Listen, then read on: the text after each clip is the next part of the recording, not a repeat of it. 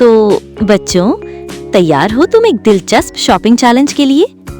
आज हम सीखेंगे कि चीजों को कैसे जमा करते हैं, यानी एडिशन कैसे करते हैं। हमारे पास यहाँ शॉप आइटम की प्राइसेस को जमा करेंगे और मालूम करेंगे कि टोटल कितना बनता है।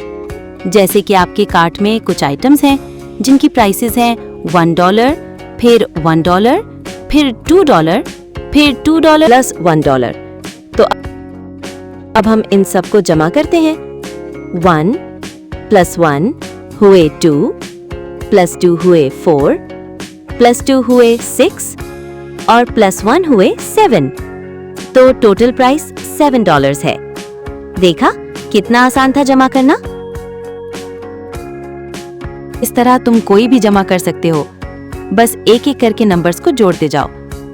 अब प्रैक्टिस करते रहो और जल्दी ही तुम बड़े बड़े नंबर्स को भी आसानी से जमा कर सकोगे।